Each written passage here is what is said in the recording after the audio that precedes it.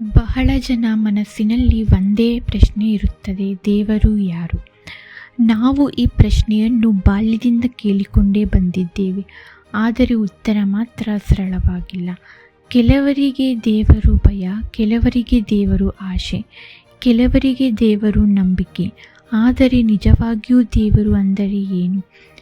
ಕೆಲವರು ದೇವರು ದೇವಸ್ಥಾನದಲ್ಲಿ ಇರುತ್ತಾನೆ ಎನ್ನುತ್ತಾರೆ, ಕೆಲವರು ದೇವರು ಆಕಾಶದಲ್ಲಿದ್ದಾನೆ ಎನ್ನುತ್ತಾರೆ. ಕೆಲವರು ಹೇಳುತ್ತಾರೆ, ನೀವು ಪೂಜೆ ಮಾಡದಿದ್ದರೆ ದೇವರು ಕೋಪಗೊಳ್ಳುತ್ತಾನೆ. ಆದರೆ ದೇವರು ನಿಜಕ್ಕೂ ಅಷ್ಟು ಚಿಕ್ಕ ಮನಸ್ಸಿನವನಾಗಿರುತ್ತಾನ? ಸ್ವಲ್ಪ ಯೋಚನೆ ಮಾಡಿ ನೋಡಿ. ದೇವರು ಒಂದು ಸ್ಥಳದಲ್ಲೇ ಇದ್ದರೆ ಅಲ್ಲಿ ಹೋಗದವರೇನು ಪಾಪಿಗಳ? ದೇವರು ಒಂದು ಮೂರ್ತಿಯಲ್ಲೇ ಇದ್ದರೆ ಅವನು ನಮ್ಮೊಳಗೆ ಇರಲಾರನ? ಇಲ್ಲಿ ಒಂದು ಸತ್ಯ ಇದೆ, ದೇವರು ಒಂದು ಸ್ಥಳ ಅಲ್ಲ, ದೇವರು ಒಂದು ಅನುಭವ.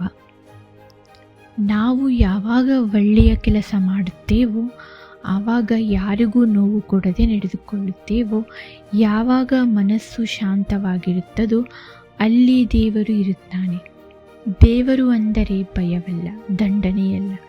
ದೇವರು ಎಂದರೆ ಶಾಂತಿ, ಸತ್ಯ ಮತ್ತು ಮಾನವೀಯತೆ. ಪೂಜೆ ಅಂದರೆ ಏನು? ದೊಡ್ಡ ದೊಡ್ಡ ಮಂತ್ರಗಳು, ಹಣ ಕೊಟ್ಟು ವಿಶೇಷ ಪೂಜೆ, ದಿನಕ್ಕೆ ಗಂಟೆಗಟ್ಟಲೆ ಕುಳಿತುಕೊಳ್ಳದ? ಇಲ್ಲ, ಪೂಜೆ ಅಂದರೆ ಉದ್ದೇಶ.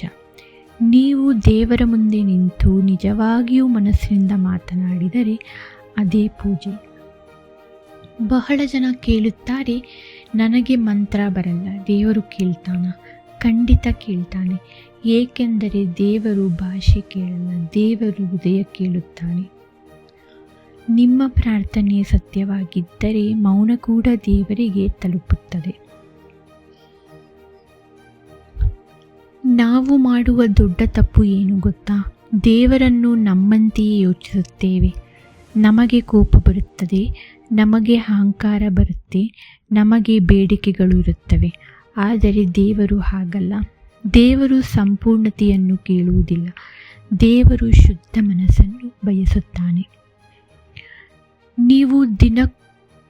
ನೀವು ದಿನವೂ ದೇವಸ್ಥಾನಕ್ಕೆ ಹೋಗದಿದ್ದರೂ, ನೀವು ಮಂತ್ರ ಜಪ ಮಾಡದಿದ್ದರೂ, ನೀವು ಒಳ್ಳೆಯ ಮಾನವನಾಗಿದ್ದರೆ, ನೀವು ಸತ್ಯವಾಗಿದ್ದರೆ, ನೀವು ಕರುಣೆಯಿಂದ ನಡೆದುಕೊಂಡರೆ ನೀವು ದೇವರ ದಾರಿಯಲ್ಲಿ ಇದ್ದೀರಿ. ದೇವರು ನಿಮ್ಮ ಜೀವನದ ಸಮಸ್ಯೆಗಳನ್ನು ಮಾಯಾಜಲದಂತೆ ತೆಗೆದುಹಾಕುವುದಿಲ್ಲ, ಆದರೆ ಅವುಗಳನ್ನು ಎದುರಿಸುವ ಶಕ್ತಿಯನ್ನು ಕೊಡುತ್ತಾನೆ. ಶಾಂತವಾಗಿಯೂ ಮನಸ್ಸು, ಸ್ಥಿರವಾಗಿಯೂ ಬುದ್ಧಿ, ಅದೇ ದೇವರ ಆಶೀರ್ವಾದ. ಈ ಮಾತುಗಳು ನಿಮ್ಮ ಮನಸ್ಸಿಗೆ ಸ್ವಲ್ಪವಾದರೂ ಶಾಂತಿ ತಂದಿದ್ದರೆ ನೀವು ಈಗಾಗಲೇ ದೇವರ ಹತ್ತಿರವೇ ಇದ್ದೀರಿ. ಯಾಕೆಂದರೆ ದೇವರು ಹುಡುಕಬೇಕಿಲ್ಲ, ದೇವರನ್ನು ಅನುಭವಿಸಬೇಕು. ಶಾಂತಿ ನಿಮ್ಮ ಜೀವನಕ್ಕೆ ಮೊದಲು ಬರಲಿ. ಧನ್ಯವಾದಗಳು.